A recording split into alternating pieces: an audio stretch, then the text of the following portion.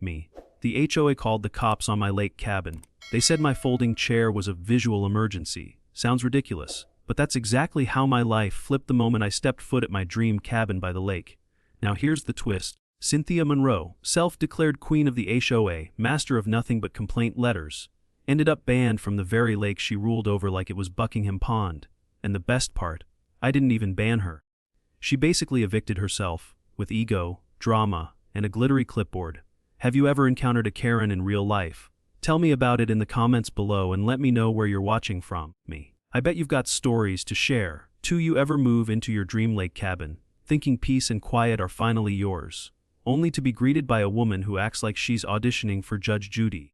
Neighborhood edition. That's what happened to me, Wade Langston, 39 years old and one kayak away from minding my own business. I'd barely pulled into my gravel driveway, truck loaded with tools, a cooler, and enough duct tape to fix a small plane. But before I could unload a single box, a white SUV screeched to a halt like it had just escaped an episode of Real Housewives of HOA. Out stepped Pamela Pickerton, hair stiff, lips pursed, and clutching a clipboard like it held the nuclear codes. She marched up like she was about to serve me a subpoena and shouted, "Excuse me, you are in violation of multiple community ordinances." I looked around at my own driveway like I was missing the crime scene. Apparently, the crime was existing. She jabbed her pen toward my kayak and said it disturbed the visual integrity of the lakefront. I told her I'd be happy to move it after I moved in. She stared at me like I'd suggested turning the lake into a water park. Then she pulled out her phone and, no joke, called the cops. Not because I was being loud, not because I was trespassing, but because I had dared to place a folding chair on my own porch. 5 minutes later, a sheriff's cruiser rolled in slow, like even it knew this was about to be stupid. Officer steps out, looks around, sees a man unpacking, and a woman looking like she's about to faint from moral superiority. I explained calmly, "Just moving in, officer." Meanwhile, Pamela's behind him, flapping her arms like she's guiding a plane. "There are boxes on the porch! He's got a boat thing! It's a nuisance!" Officer turns to me, shrugs like he's seen this circus before, and says, "You're good, sir. Mom, this is an HOA matter, not a criminal one." Pamela's jaw hit the ground so hard I swear the earth cracked a little. She spins on her orthopedic sneaker heel and snaps, "This is just the beginning, Mr. Langston." Then she peels out of my driveway like she's Vin Diesel in a real estate drama. I stood there surrounded by my fishing gear, cooler, and a sense of absolute disbelief. I hadn't even unpacked my socks yet, and I was already enemy number one of Lake Stillwater's HOA queen. But I wasn't mad. Not really, I was curious. Curious how far this lady would go to declare war over a kayak. Spoiler, way too far. And that was just day one. Ever gotten fined for the smell of your coffee? You won't believe what she does next. My mailbox turned into a hate dispenser. Monday, curtains too beige. Tuesday, boat smells like mildew. Wednesday, you breathe too loud. I knew I was in trouble when the mailman started apologizing. Another one, he muttered, handing me a thick envelope with a return label from Lake Stillwater Property Compliance Division. Translation: the HOA's drama department. Inside was a notice about my folding chair being visually disruptive to the lakeside aesthetic. I stared at the letter like it had personally insulted my porch. Next day, it was my coffee. Excessive aromatic intrusion, it said. I didn't know Folgers could be a felony. By the end of the week, I was half convinced Pamela Pickerton was scratching these out with a scented pen in a bunker made of rulebooks and rage. Then came the drive-bys. Every morning at 7:03 a.m. sharp, her pearly white SUV crept past my cabin slower than a retirement home parade float. Windows tinted, side mirror tilted like a sniper scope. I swear if she had a siren she'd be pulling me over for smiling wrong. One morning I waved at her. She didn't wave back. She lifted a Polaroid camera like it was 1993 and started clicking away. Front of my truck, back of my truck, diagonal of my truck. I half expected her to ask for a mugshot. A few days later, she left a laminated notice on my door stating, "Please remove all unauthorized watercraft from community shoreline." I blinked. My shoreline, my dock, which came with the deed, was apparently now community property. I checked the map, checked the deed, checked my sanity. Yep, still mine. I confronted her, politely mind you. She didn't even flinch. Just jabbed her clipboard in my direction and said, "This dock is not yours. It belongs to the greater good. Lady, this wasn't the Declaration of Independence. It was a 30-foot wooden platform and 2 tied-up kayaks." Pamela was like if bureaucracy joined a fitness cult. She ran that HOA like it was a security agency, clipboard always in hand. Wearing yoga pants like she jogged a mile, when really, she just squatted next to my mailbox for a stakeout.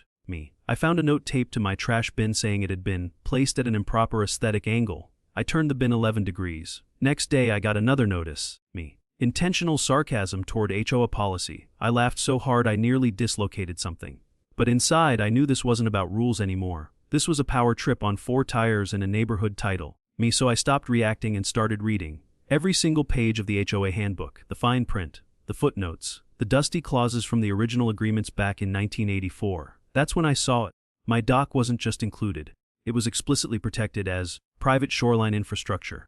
Pamela wasn't just wrong, she was trespassing in bureaucratic heels. And suddenly, my humiliation turned into curiosity. What else was hiding in those ancient pages of legal mumbo-jumbo? Never argue with someone who thinks their power comes from a clipboard. Instead, read the fine print they forgot about. She wanted to control my dock. Fine. Let's see what happens when I drag 1984 into 2024. If wisdom had a smell, it'd be mothballs, bait buckets. Me and Harold Johnson's garage. I met Harold while I was out on the dock trying to repair a broken bench that had been personally condemned by Pamela in her last Urgent HOA memo. Something about the paint chipping at a concerning optical rate. That's when I noticed Harold, sitting calmly on his dock 3 houses down, fishing like the lake owed him money. The man looked like he'd retired 3 times just for the peace and quiet. I strolled over, waved, and offered him a beer like we were old friends, which, given the neighborhood trauma bond, wasn't far off. He chuckled, took the beer, and said, "You're the new guy Pamela's hunting, right?" Turns out Harold wasn't just the local fishing legend, he was a walking HOA encyclopedia. Said he'd been living at Lake Stillwater since 1981, back when the only rule was don't blow up your own shed. He told me Pamela had slowly transformed the HOA from a group of lawn chair dads into a full-blown suburban inquisition, But here's where it got good. Harold had kept everything. Every amendment, every vote, every suspicious budget line. Said he didn't trust the cloud. I told him I didn't even trust the HOA newsletter.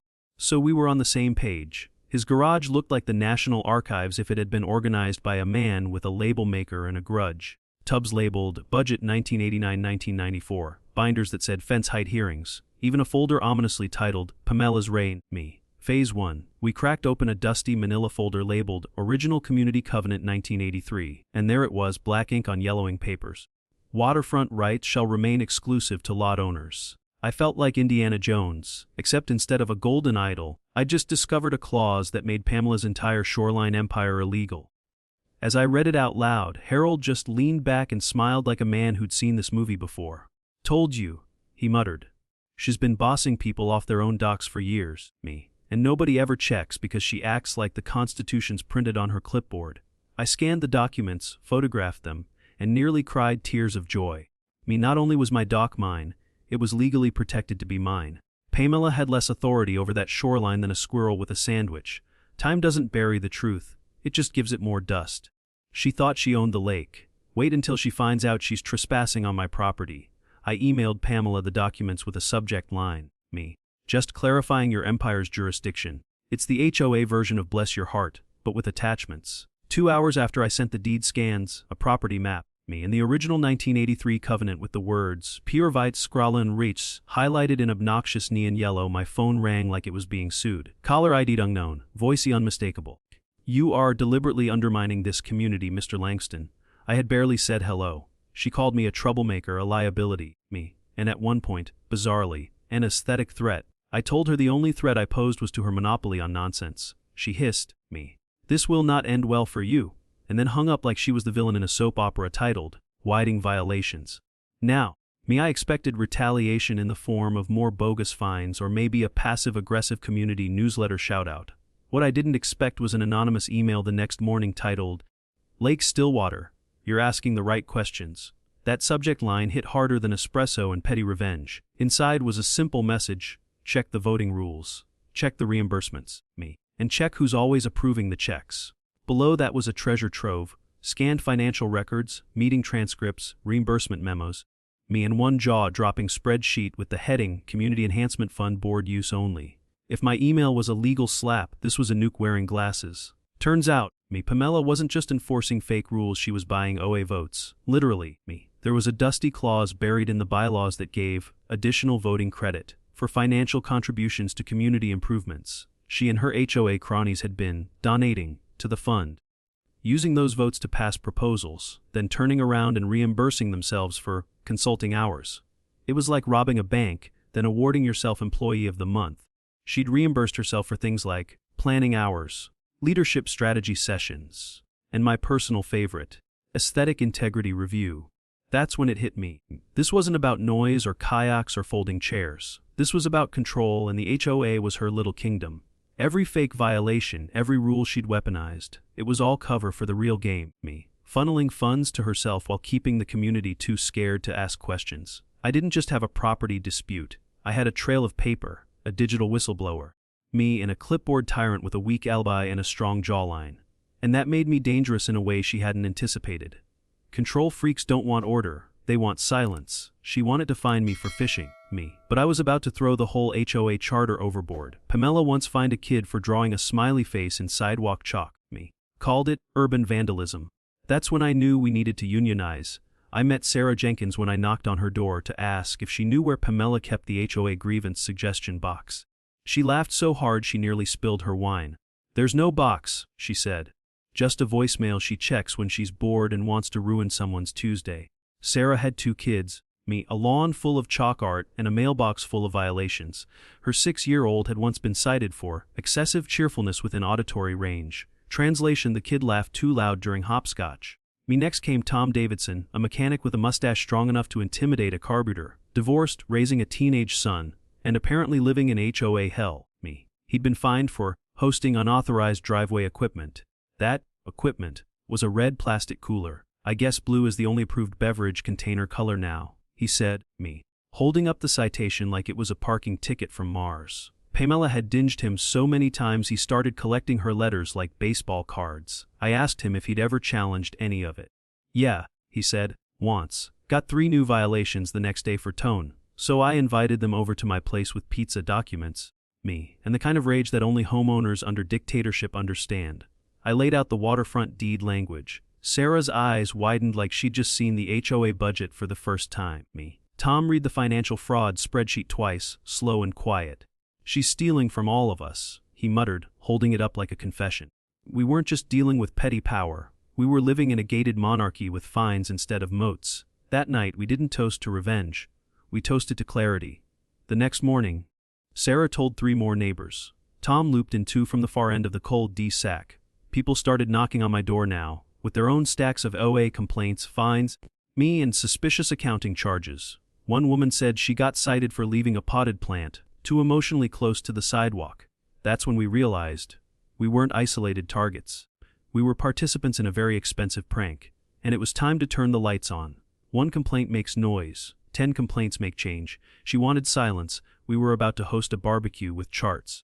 Pamela called it a critical aquatic enhancement initiative. We called it 8 silos to build a fence around our own lake. The emergency HOA meeting looked more like a town hall staged by a Bond villain. Me. Folding chairs packed wall to wall, projector glowing like a doomsday device, and Pamela perched at the front like she was about to unveil a new world order. She clicked to the first slide. Me. Blueprints for a so-called community aquatic center, complete with ID card entry gates, mandatory swim attire rules, and a polite demand for $8,000 per household, due in 90 days. No payment plan, no vote, no explanation, just a concrete moat disguised as a pool party. The room murmured like someone had just passed gas in church. People looked at each other like, "Is this real?" Pamela beamed. Me. She had no idea the oxygen was about to leave the room. I stood up slowly, like I was just going to ask if the snack table was open, and said, "Before we all agree to fund Lake Fort Knox, I'd like to share a few documents I found." I walked to the front, dropped 3 folders like I was dealing poker. Me. Let's talk about who's been using community funds to enhance their backyard, under the banner of aquatic justice. I clicked through a PowerPoint I'd built with help from Harold, Tom, me, and every angry spreadsheet in the neighborhood. Line items: consulting fees to Monarch Consulting, which, surprise, was Pamela's husband's business. Me. Landscaping projects that conveniently ended at her patio. A 12,000 erosion barrier that turned out to be a private stone wall behind her gazebo. The room got quieter with every slide until it hit the kind of silence that's one eyebrow raise away from open revolt. And that's when Harold stood up. Now, me. Harold doesn't talk unless the fish aren't biting or the HOA is about to combust. He held up the original 1983 covenant and said, "Folks, I was here when we built this place. These docks, they're private. Me. Always have been. Pamela's been making up her own rules for years. You could hear people exhaling in relief, followed by a voice in the back yelling, "So we've been paying to get bullied." Another shouted, "This is theft." A third, "I want my chalk back." Okay, maybe not that last one, but the mood flipped. Within 10 minutes, a motion hit the floor, vote of no confidence. Pamela tried to object, "This meeting is not for that purpose," but nobody cared. It passed faster than a fire drill at a fireworks warehouse. People started chanting for an audit, and by the end of it, the entire HOA board had been dissolved right there in the rec center. Pamela just stood there blinking, her clipboard trembling like it had finally lost its magic. The HOA wasn't protecting the neighborhood, it was protecting itself. She thought it was over. That was just the appetizer. Now I was serving legal notice, medium rare. If Pamela had a kryptonite, it was PowerPoint, with receipts. After the HOA board crumbled like a stale cracker, I figured I'd seen the worst of Pamela's antics. But petty doesn't retire, it reloads. That's when I knocked on Bob Granger's door. Former treasurer, semi-retired accountant, and full-time guilt machine. He opened the door holding a calculator like it was a rosary. "You here to make me confess?" he asked. "Only if your filing cabinet has a paper trail," I said. 10 minutes later, I was neck deep in folders so detailed they made IRS audits look lazy. Bob didn't just keep receipts, he kept reasons to testify. Turns out, Bob had known something was fishy for years. Pamela had a habit of authorizing reimbursements with labels so vague they could have been written by a fortune cookie. Consultation services, aesthetic consulting, community morale enhancements, translation fancy pillows, catered brunches, and, I kid you not, a wellness retreat that was just her and a spy. But Bob had it all: signed checks, bank logs, and one document labeled Emergency Funds for HOA Image Crisis, which suspiciously coincided with that time she got booed at the 4th of July picnic. So we built it. The presentation, the PowerPoint to end all power trips, poster boards with arrows, timelines, highlighter explosions. One slide even had sound effects, cha, ching, when the money moved from the HOA to Pamela's private account. I'd never seen a spreadsheet get applause until then. Bob practiced his testimony like he was prepping for HOA court season finale. The man even laminated his statements. "Justice isn't loud," he said, slapping down a binder. "It's laminated." The next meeting wasn't a meeting. It was an exorcism with pie charts. I laid out the boards, plugged in the projector, and hit play. Pamela sat frozen like someone had hit her on the pause button. I clicked through slides like a lawyer doing slam poetry. "Here's where the donation voted in the wall that only borders Pamela's patio." Click. "Here's the consulting firm, owned by her husband." Click. "And here's the reimbursement for a strategic ambience review, aka scented candles." Bob stood, cleared his throat, and delivered his statement like a man unburdening a haunted ledger. When I served her the cease and desist, complete with county seal and signature, Pamela didn't speak. She didn't blink. She just whispered, "This is an ambush." I smiled and replied, "No, ma'am.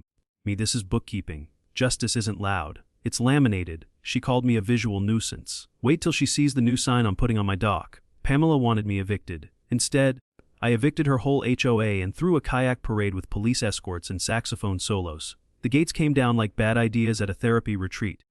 Private lake access, HOA members only, was replaced with "Welcome to Stillwater." No nonsense. Watching that sign fall felt like opening a pickle jar you've been wrestling for 5 years. The sheriff's office oversaw the removal, which felt poetic considering Pamela once threatened to call them because I grilled bratwurst too enthusiastically. The final insult. Her laminated, visual nuisance zone signs got recycled into fish fry menace. She lost the lake, and my folding chair reclaimed its throne like a returning exiled king. Pamela tried to act unbothered. Showing up at the next town hall meeting wearing sunglasses indoors like she was some sort of suburban Bond villain. She announced she was running for city council, to expand her commitment to community excellence. A tomato rolled gently to her feet from the farmer's market across the street. Someone clapped. Ironically, another voice muttered, "Ma'am, please sit down before you ruin sidewalks too." She stormed off, but her exit lacked her usual clipboard drama. Turns out, power looks a lot smaller when nobody's scared of your stationery. Back at the lake, I installed a sign on my dock big enough to see from space. Reserved for visually offensive kayaks and those who smell like freedom. Pamela had once cited me for leaving a life vest out, plain view. Now I hung it on a flagpole. The community threw a lakeside fish fry. Sarah brought her chalk drawing daughter, who wrote, "HOA heck off already," in pink swirl letters. Tom grilled ribs. Harold brought bait and bad jokes.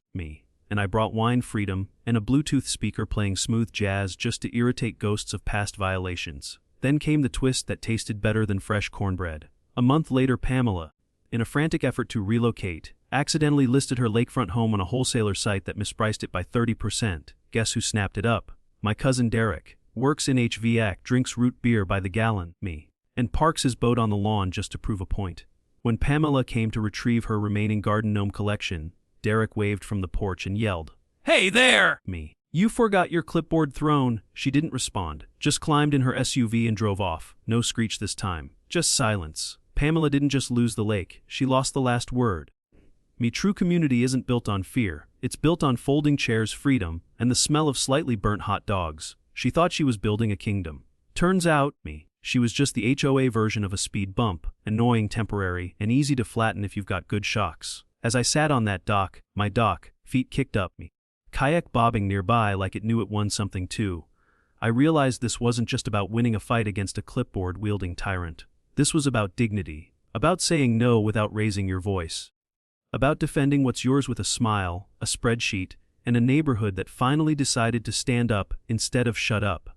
The real victory wasn't Pamela getting booed out of a farmer's market, It was watching a 6-year-old laugh freely, without fear of a noise complaint. See, this story wasn't just a roast of HOA madness, though let's admit, it was a satisfying, slow-roasted, smoky, flavored takedown. It was a reminder that power isn't in rules printed in bold fonts or threats slipped in your mailbox. It's in community, in courage, in showing up with your receipts, your neighbors, me in a lawn chair that says, "I belong here too." We didn't just kick out corruption, we kicked in the door to something better. If this story hit home, or hit your HOA where it hurts, smash that like button to let us know you're not about to be pushed around. Drop your own HOA horror stories in the comments. I read every single one, And don't forget to subscribe so you don't miss the next delicious dish of poetic justice we're serving up. Because around here, the only thing stronger than HOA nonsense is a community with a spine and a story to tell. Until next time, keep your dock private, your mailbox open, and your barbecue fired up.